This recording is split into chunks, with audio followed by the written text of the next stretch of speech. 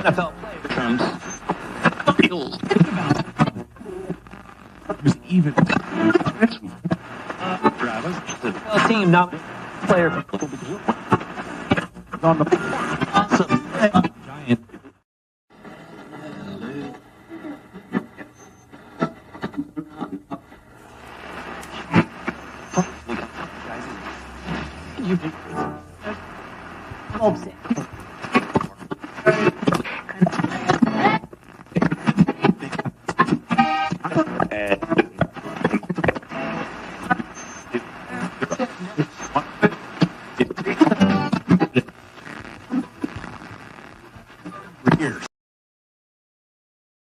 Curse so much for a guy who doesn't need to. Because I only believe in authenticity. It's how I talk. And welcome to the show.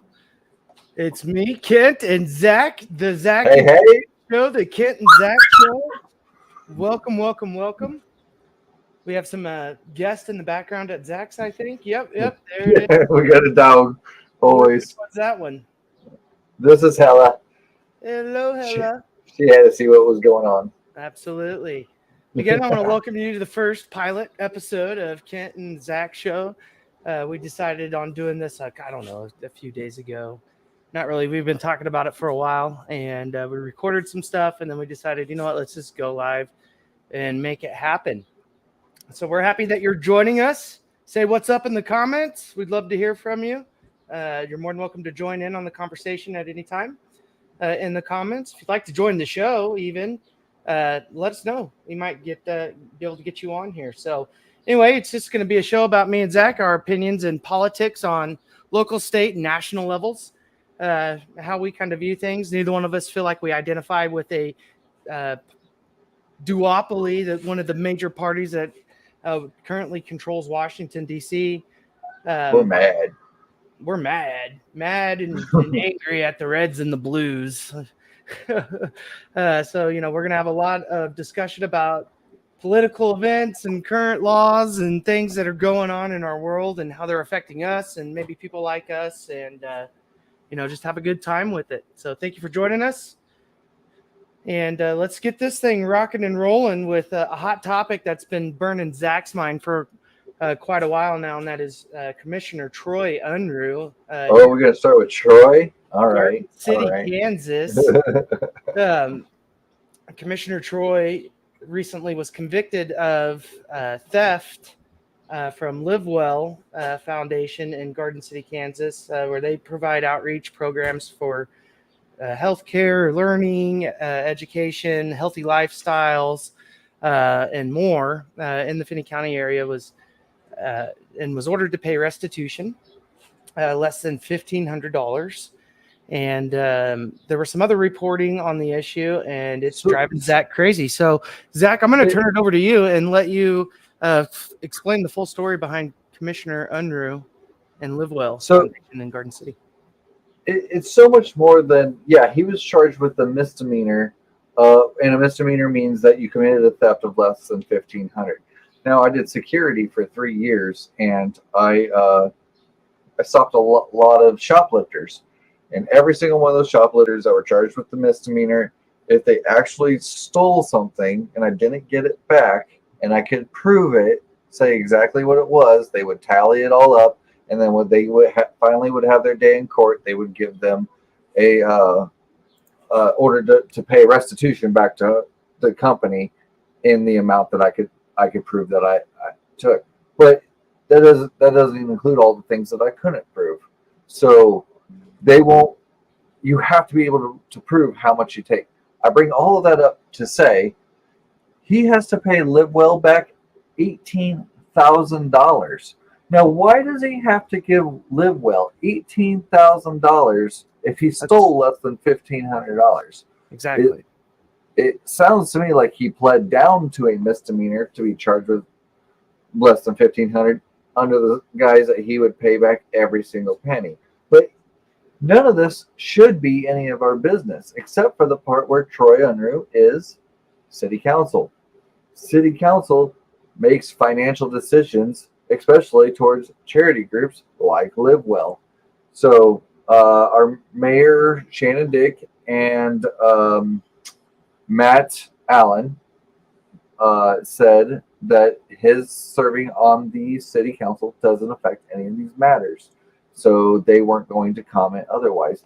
But it absolutely does. And I know I can name other city employees that have been actually fired because they were caught stealing in the community. They lost their job completely. So why does Troy Unruh get a pass? Why does he not have to make a public apology at the bare minimum and step down? In my opinion, cannot serve. Well, maybe run for office again after he's served his time because he's got a year probation and he pays everything back or whatever. But I want to know the whole story as to what happened. Yeah. And why it's $18,000. I want a public apology from Troy Unruh, and he needs to step down because you cannot be a leader and conduct yourself in these manners. We as normal citizens aren't allowed to do that. I sure as hell don't expect our city officials to do that. Absolutely not. It was a public smear on our community, really, and what does it say about us that it wasn't addressed, on the commission, he can control where funding goes. And it was so blatantly swept under the rug and just shut up about. And, we used to have a newspaper in this town and we had real reporters who would have chased things like that, but we let that go. No reporter from Hutchinson came down, and that's where the paper's based out of now.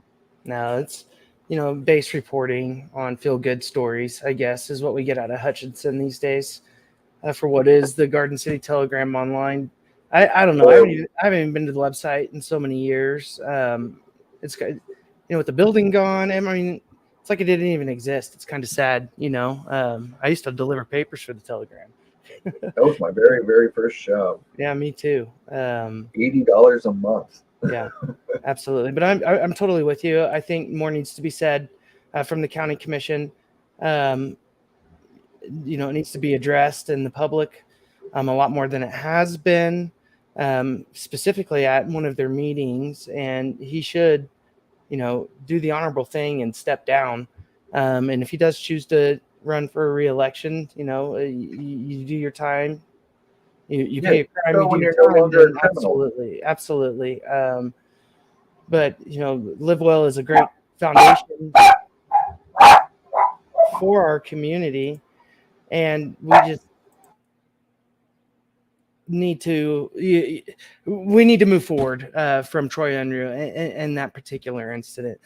So elsewhere in Kansas, we're going to talk a little bit about Kris Kobach, the Perpetual candidate in our government. As you know, he is running the herpes of Kansas. he just keeps coming back for Kansas.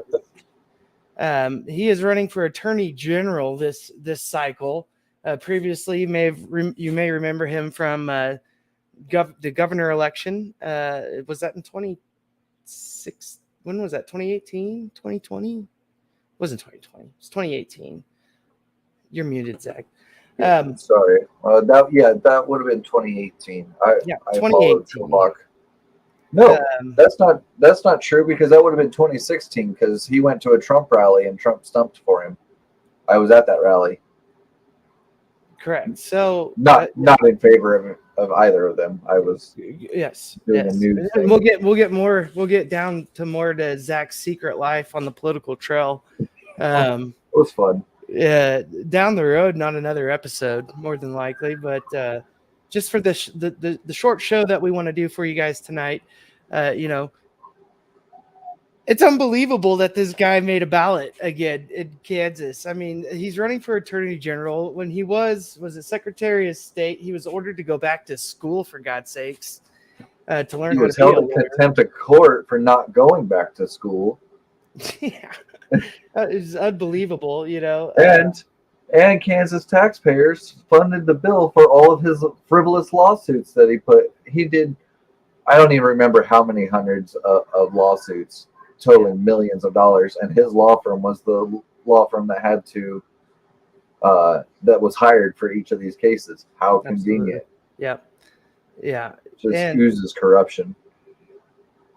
absolutely. I mean, it's just ridiculous that we have to deal with Kris Kobach here again, which brings me to Tony Mativi. I think I'm saying that right. Tony Mativiti. It's hard for me to pronounce his last name. I'll get it down, I promise. I think he's going to be here in a couple of weeks, and I'm excited to meet him. Tony was the prosecutor of the Somali terrorist threat that we had here in Garden City, Kansas, that would have wiped out probably a quarter of this town. So it's because of If him. you live in Garden City and you can't support him on that alone, then you're not paying attention. You know, he held to his guns and prosecuted these guys to the fullest extent of the law, and that to me, that's huge. And so in that race for Kansas Attorney General, if you're a Republican in this August 2nd primary, please vote for Tony Mativi if you are in Garden City. He's got connections here and has done amazing things for our community. Some would say hero type things for our community. So vote for Tony, Attorney General.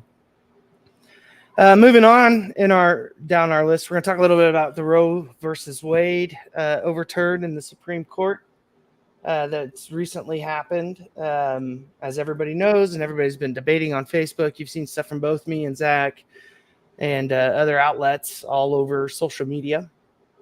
And again, why have I posted about that? I don't remember. Yeah, me neither. I do want to thank everybody once here. An hour. Especially the few of you that have hung on with us from the get. Thank you so much for being here. Sorry we can't see your comments on our personal pages coming through off of Facebook. We promise we're going to have another outlet for this show, probably more geared towards YouTube. So it'll be a link there, and you'll have to catch us there. Maybe live, maybe not. We'll see how it goes. But thank you again for being here, and we want to continue our conversation about Roe v. Wade. And the absolute just renegade Supreme Court that we currently have in the United States.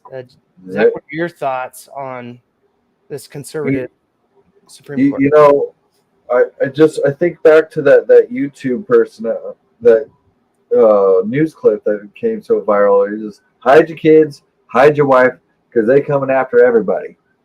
You know, the Supreme Court is going after everything that we have worked so hard. And I'm not even saying we as our generation personally, our parents' generation and our grandparents' generation fought so hard to get some of these things passed.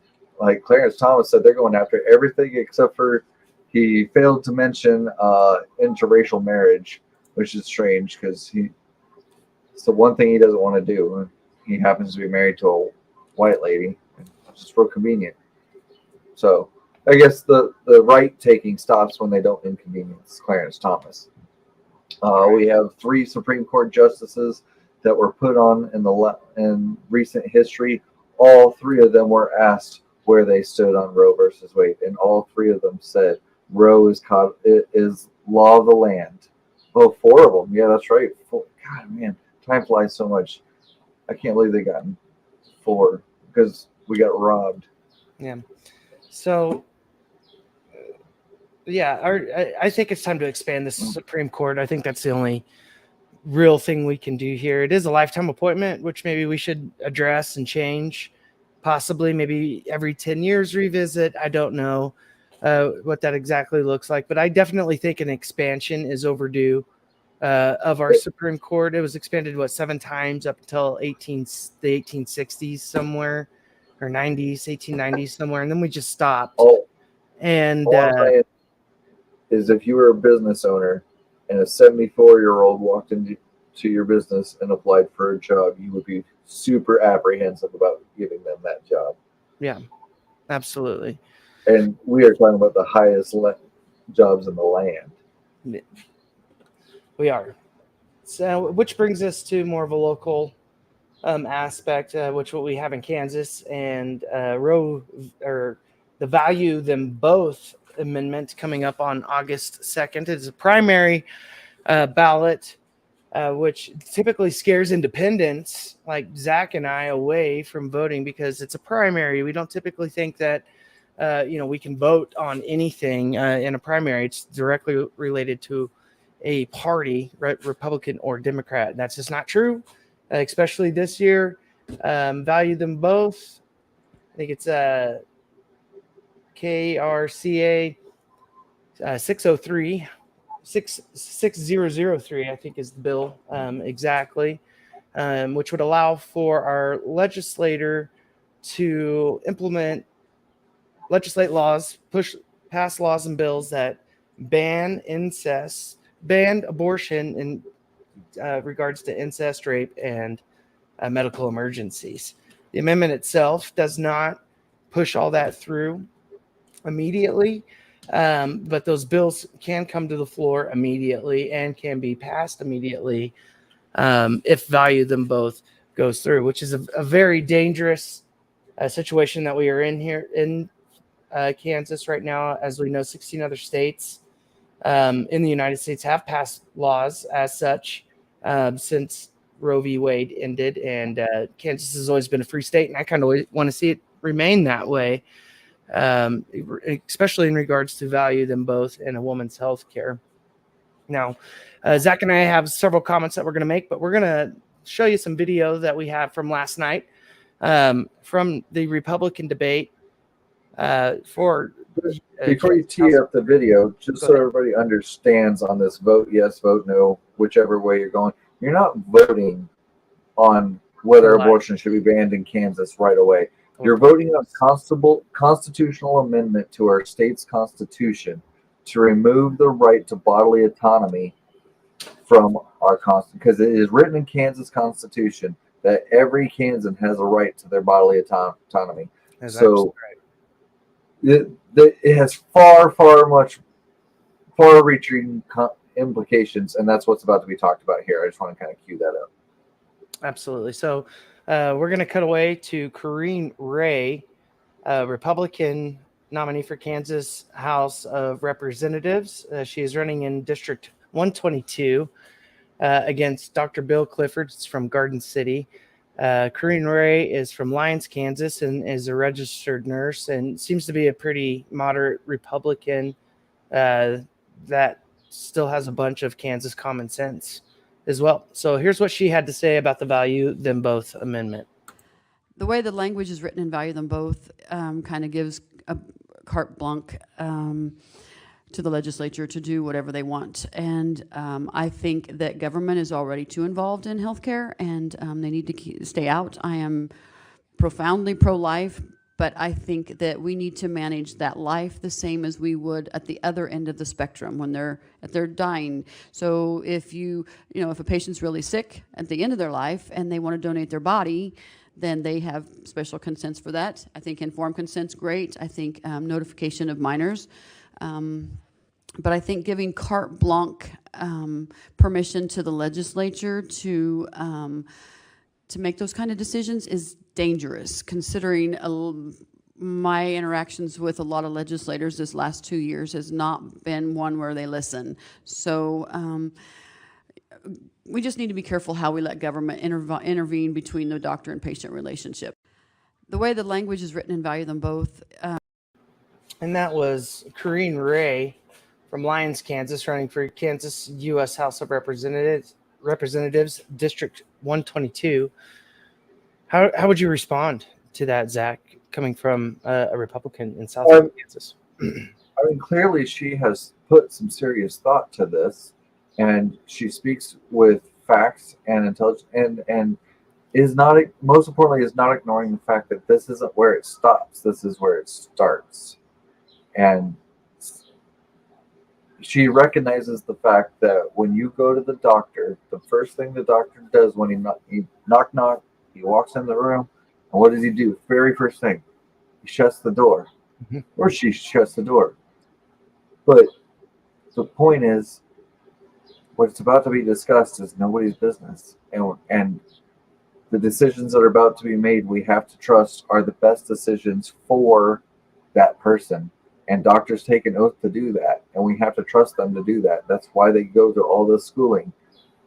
So she's very aware of that, and I appreciate her comments, and I look forward to seeing her do well. Yeah. She was really refreshing, I felt, for what we've seen out of the Western Kansas Republican Party. I thought she was really level-headed. She spoke to everybody. I don't agree with her on every issue, but she seems willing to work with people and listen. And, she's a registered nurse. She's on the ground. She helps people all the time. So, I think that's pretty important when we're considering voting for nominees in elections. And Corinne Ray is somebody that I feel should be in our government in one form, capacity, or another. So John Wheeler is in a important race against Bob Lewis. Bob Lewis. Bob Lewis is was born and raised in Garden City, I believe, and anyhow, he ended up leaving for college and lived in Los Angeles, New York, and recently, well, not even recently, 4 or 5 years ago, moved back to the Southwest Kansas area and has been here since. He's had some pretty high-profile cases, which I didn't know. He was one of the attorneys on the Epstein trial Yeah, he was one of the prosecuting attorneys. He posts about it on his Facebook. And I didn't go through all of his updates and whatnot because I'll hear it eventually. Yeah. But he was pretty intimately involved in that court case. We want to see that list, Mr.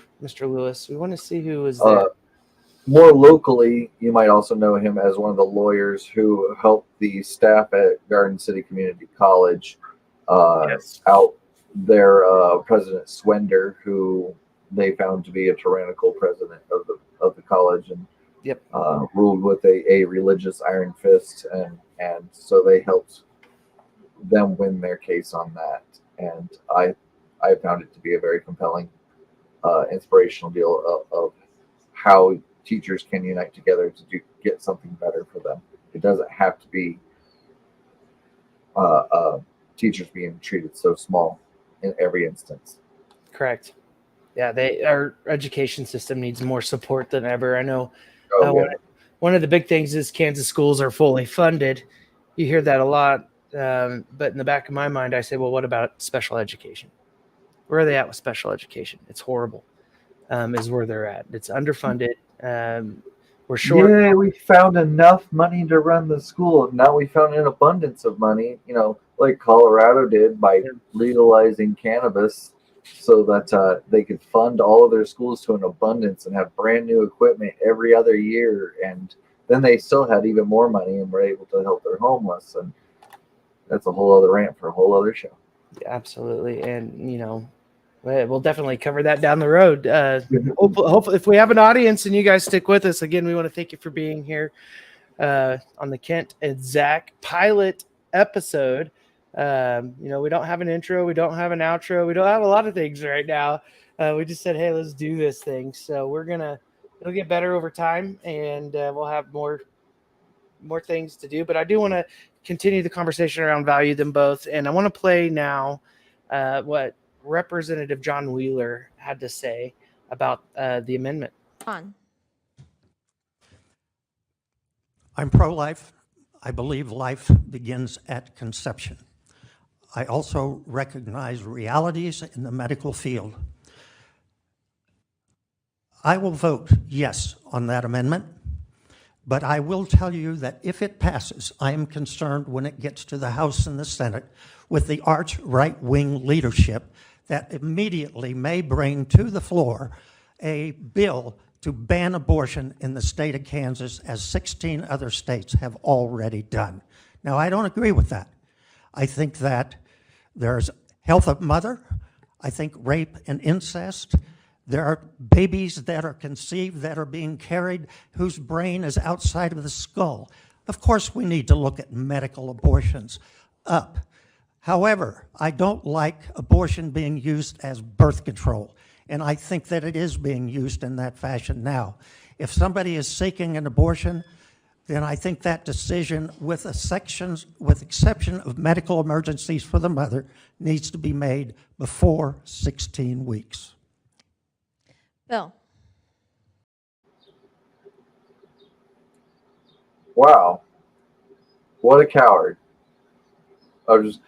He's 100% right on, he has thought out that there are serious medical instances where it doesn't matter what anybody's opinion is, the baby's not going to make it. And the mother might not make it. And he's considered those things, and so he's not as hardlined as some Republicans. But what did he say in the very beginning of that? I'm going to vote yes. What a fucking coward. What a fucking coward. You're against it, but you're going to vote for it anyway, because that's what the party line tells you. And that's why the duopoly sucks. Yes. He knows he's red. He knows he has no choice because he'll never get elected again. If he doesn't. But no, and because of that, he's a fucking coward, and I hope he sees this. You know, what he's talking about is House Bill 2746. House Bill 2746. Look it up. Kansas House Bill 2746. It's a horrible bill, guys. It is dead currently right now. It was introduced to the legislation in March during the last session. That's this year. And because of our constitutional amendment, it was dead. But it's just laying there. That doesn't mean it hasn't gone away. As soon as Value Them Both passes, House Bill 2746 will be on the floor, being debated, and more than likely passed in the state of Kansas. And we will have banned all abortions in the state of Kansas, joining the 16 other states in our union. That is what John Wheeler just told you is going to happen if you vote yes on Value Them Both. But not only that, nobody who currently lives in a state that allows abortion is going to leave that state because that state allows abortion. They're going to keep fighting to ban it there. But people who live in a state that does ban abortion, and it was allowed before, they're going to leave. We're going to have a mass exodus of Kansas if this goes through. So it goes so much further than just forcing your Christian jihadism on somebody else. It goes so much further than that. It's going to hurt the economy, which is already struggling in Kansas. I believe 74% of all teachers are female. How many? And we are just announced today that we have the greatest shortage of teachers we've ever had in this state, ever. And you think we're going to be able to move any more here? No. Because that's terrifying to go to a state that doesn't respect your body. If you don't own your body, you don't own anything. Yeah. They can take literally anything. So why would they come here? No, we're going to lose 100,000 citizens, I would guess, at minimum over the next 5 years. Yeah.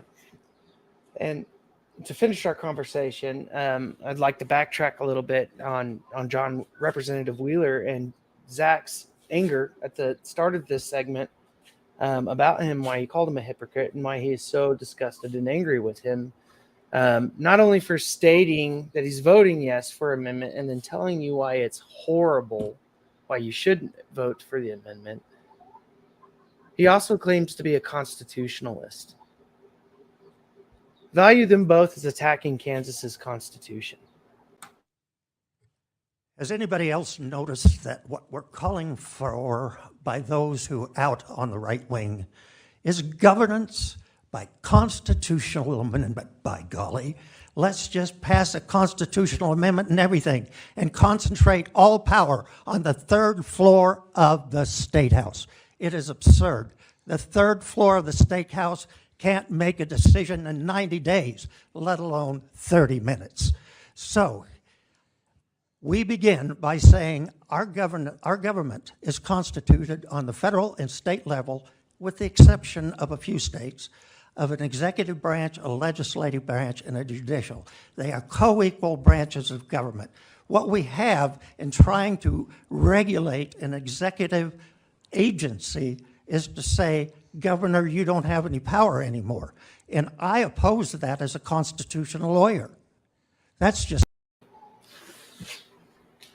That's it. And he's still a hypocrite. He gave that impassioned speech. He got fired up. And he doesn't get fired up very often. Like, no. He's a pretty calm guy. And he got fired up in that speech, speaking against something he's voting for.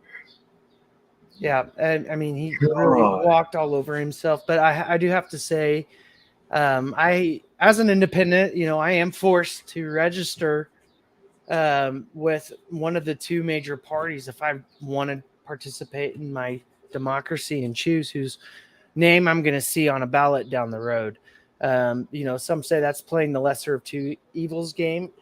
Zach won't play that game. He abstains. If he's not going to vote for you, if you're shit. I vote for candidates. I don't vote against candidates. That's correct. If your candidate did not give me something to vote for, then I abstain on principle. Because I, as a voter, am responsible for everything you do in office if I voted for you.